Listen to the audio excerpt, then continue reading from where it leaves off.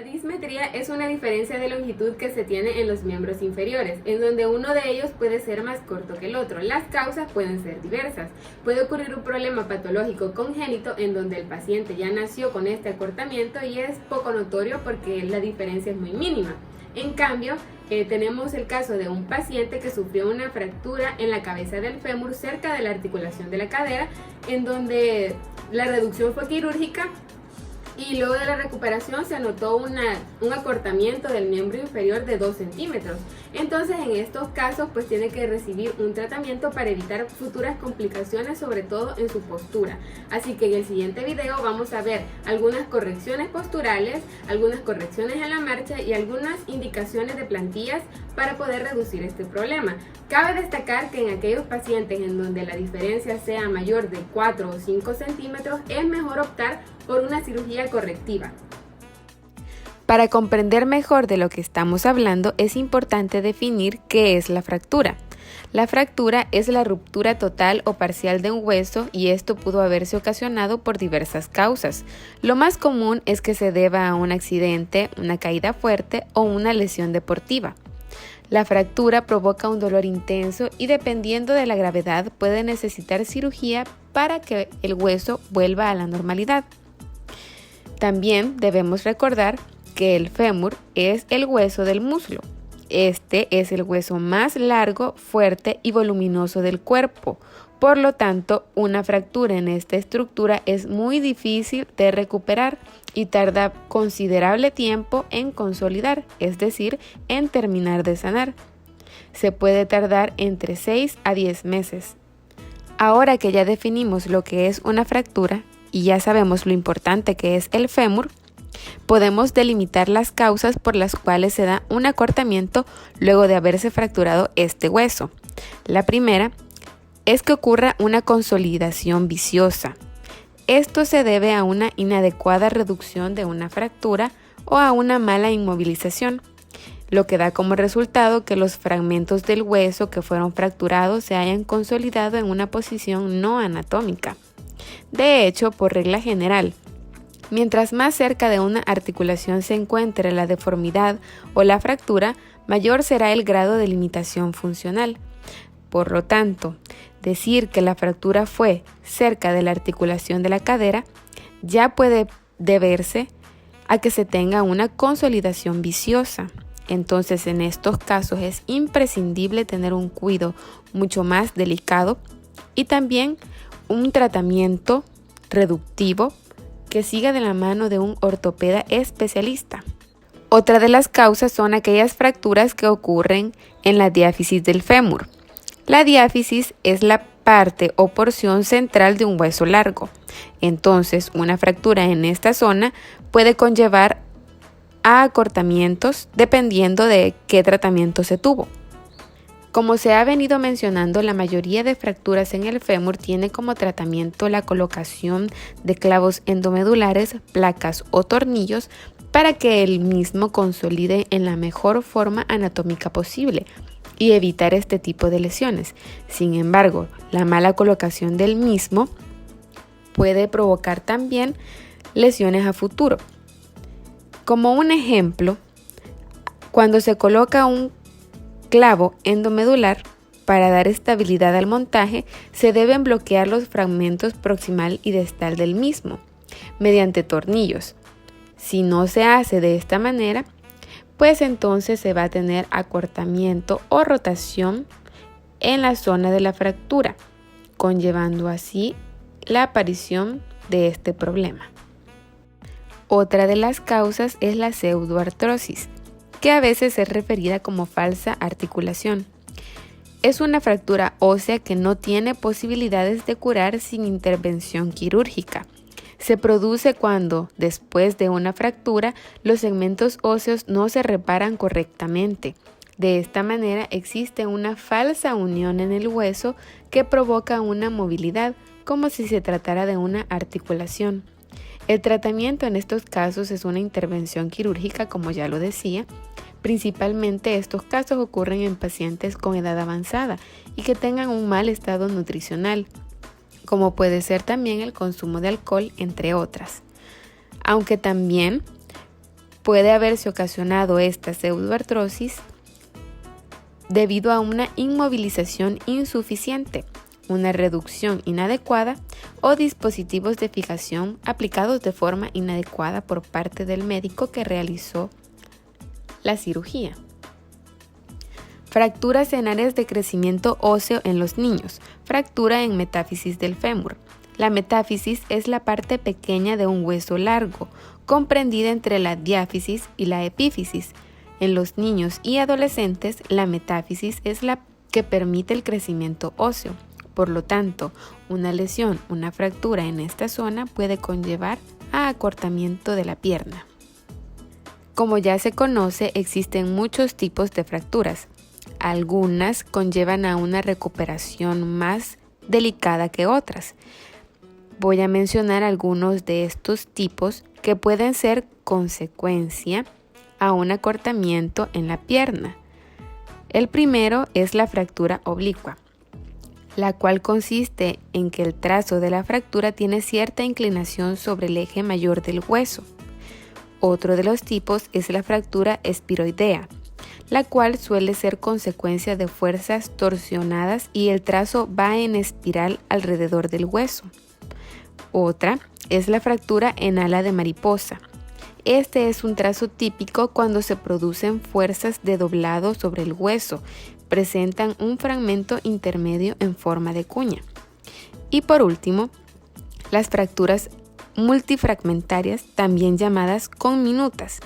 Esta es una fractura completa en la que el hueso se quiebra en varios fragmentos. En estas es más probable que exista pérdida ósea y que se opte por colocar clavos endomedulares, placas o tornillos para inmovilizar. Pero la recuperación de la misma es bastante delicada y tiene que tener un seguimiento porque si no, pues se pueden tener estas lesiones.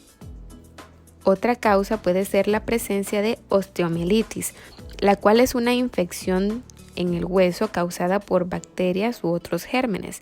Estas infecciones pueden llegar al hueso al viajar a través del torrente sanguíneo o al extenderse desde el tejido cercano. También pudo haber comenzado en el propio hueso, en aquellas intervenciones quirúrgicas en las que tal vez el área donde se realizó la cirugía o el aparato, el clavo, tornillo que se colocó pudo haber estado infectado o no se tuvo un buen cuidado de la misma y puede causar esta infección.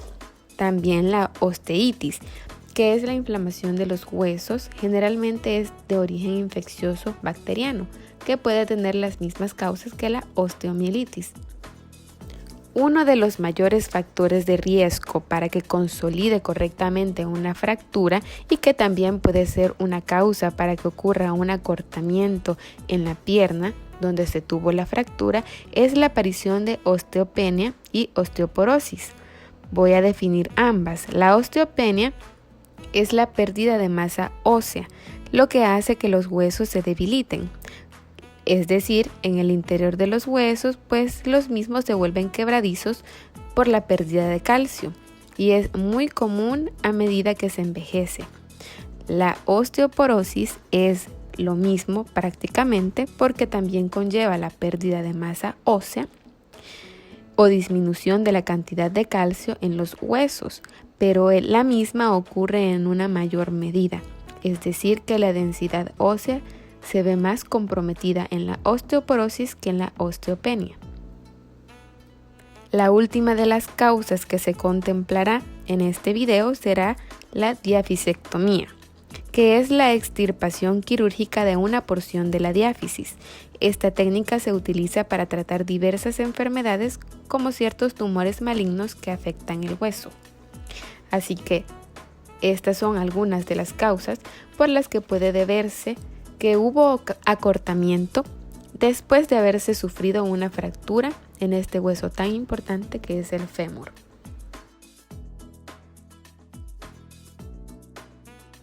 A pesar de lo que se cree, es prácticamente imposible tener las dos piernas perfectamente simétricas.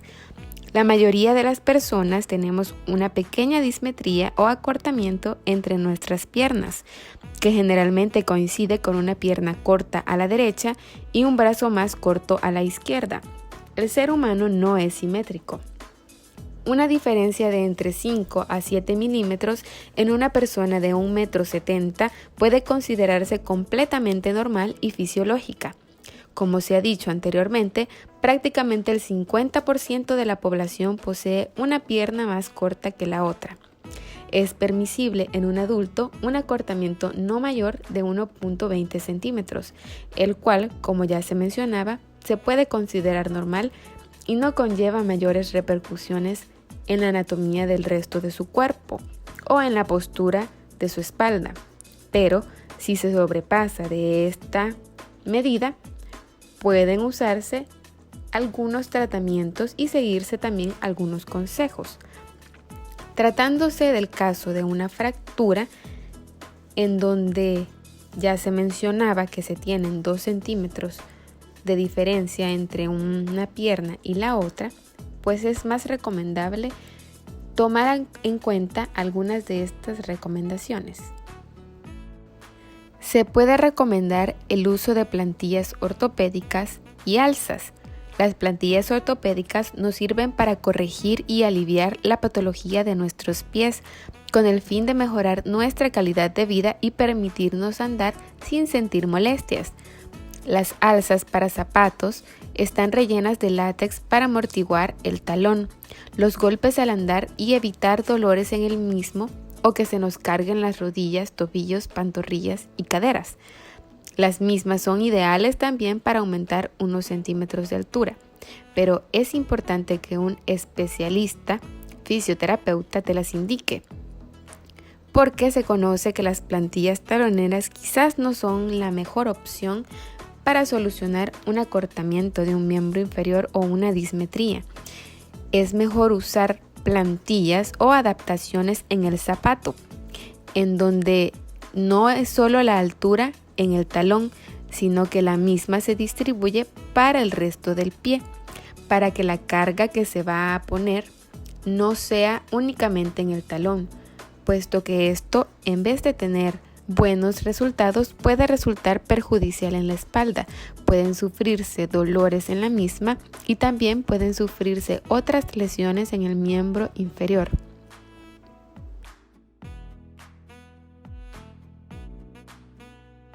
Aunque se tenga el uso de las alzas correctivas o las plantillas, también es importante reeducar la marcha en estos pacientes, porque también pudo haber habido alguna deformidad o acortamiento en los músculos que intervienen para poder movilizar las piernas de forma normal. Además, es importante que tenga conciencia de cómo va a poner los pies a la hora de caminar para que también cuide de su postura y también vaya a evitar posibles complicaciones en sus miembros inferiores. Entonces, de manera rápida vamos a explicar cómo va a apoyar los pies a la hora de caminar. Entonces, el primer apoyo que tiene que tener es con el talón del pie, en donde el otro pie va a hacer una ligera flexión para ayudar al apoyo y dar el siguiente paso. Aquí toda la planta del pie va a estar apoyada en el suelo y luego se va a quedar en puntillas. Entonces, la manera correcta para apoyar los pies tiene que ser talón, planta del pie y luego puntilla. Y también hay que cuidar que los miembros inferiores vayan en una misma dirección, es decir, que sus piernas no vayan a tener ninguna rotación, para que no las vaya a colocar como que es pingüino y vaya a ir caminando de esta manera, sino que siempre sus pies vayan buscando la dirección hacia el frente y ubique talón, planta del pie y puntilla. Talón, planta del pie y puntilla, viendo hacia adelante. También para fortalecer estos movimientos se pueden realizar algunos ejercicios para que tenga la conciencia de realizar las puntillas, que es una de las fases más importantes a la hora de caminar.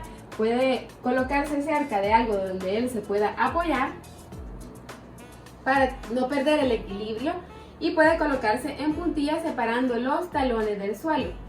Puede mantener esta posición un par de segundos, alejando los talones lo más que se pueda del suelo y regresa. Cuando ya se tenga mayor control de este movimiento, se puede poner solo el miembro afecto realizando esta postura.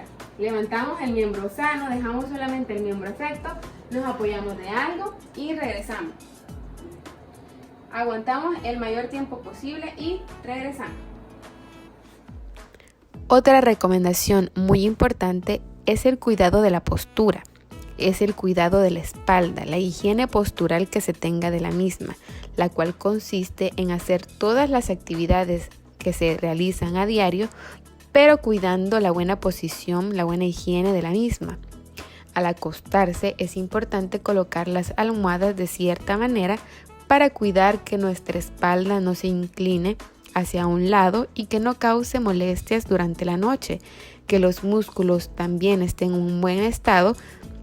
Es importante también tener un estilo de vida saludable, hacer ejercicio, no tener sobrepeso y sobre todo también recordar que para todo lo que hagamos tenemos que tener cuidado de no dañarnos. Especialmente en estos pacientes que tienen un acortamiento, es muy visible la apariencia de escoliosis. Para evitar las mismas es que se considera eficaz el uso de las alzas, pero como ya se mencionó, es importante tener en cuenta la manera en la que se van a utilizar y también seguir todas las reglas para la higiene de la columna que ya se mencionaban.